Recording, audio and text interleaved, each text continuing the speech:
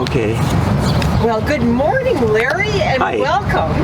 Thank you. It's so nice that you're here to talk a little about what makes you happy Yes. and what makes you well. So, you want to tell us a little about your happiness? Sure. Yes. I think that really, I look at happiness as food for my soul, because there's different times in my life I've been happy for different things, but right now I'm happy that at age 79 I still can come here every morning and swim in the pool. And I think that for the first hour after I get out of the pool, I feel more like I'm 69. And then, of course, by the time I get in bed at night, sometimes I feel like I'm 89. But it's just wonderful to be able to come here and still have my faculties.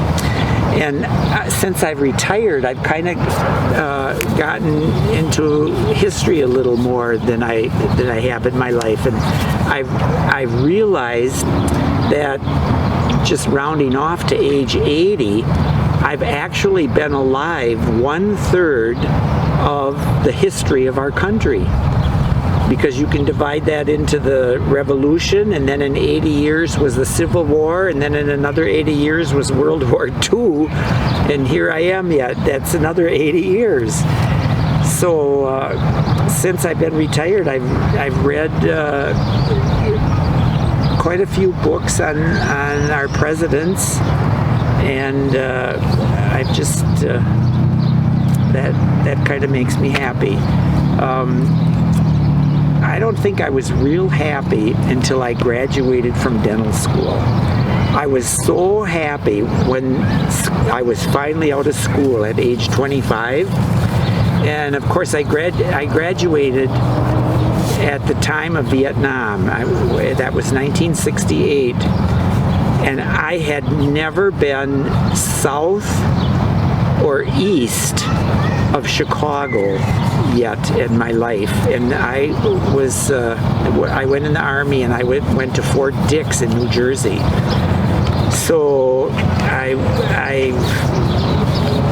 had a good time out there, besides getting experience in dentistry. But I was still looking for my wife. I hadn't found my wife yet. And so after I got out of the service, I was in about 2.5 years I was in the service. I took a public health job that was part of Johnson's War on Poverty, and that was down in West Virginia. And that's where I met my wife. And really, I think that's the best thing that ever happened to me in my life.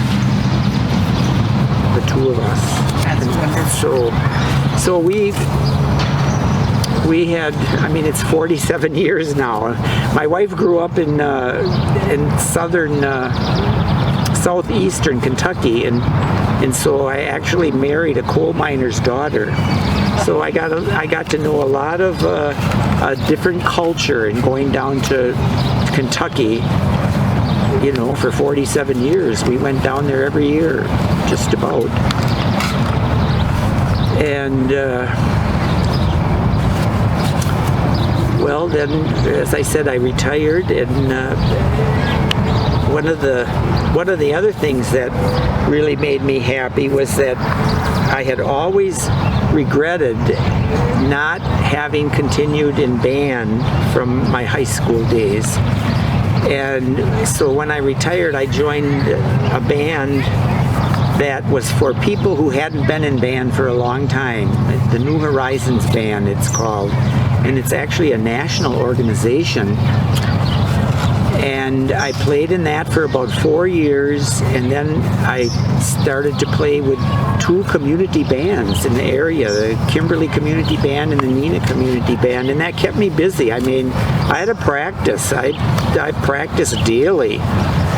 And then, of course, the pandemic came, and the bands kind of closed down, and and then of course with my surgery and everything, I decided not to go back to that. But one of the things that during the pandemic that I read was that you should do a project with basic colors. And it was just kind of, I don't know how it happened, but I found a rug needlepoint, and I worked on that, and it had all of the basic colors, and now we have that hung up on the wall in our living room, and it was.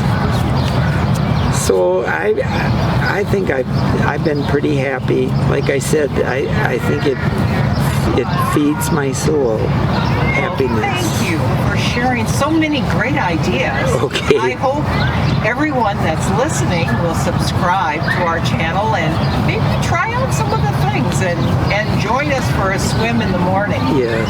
Thank you, Larry, Yes. and be well. Thank you so much. Thank you.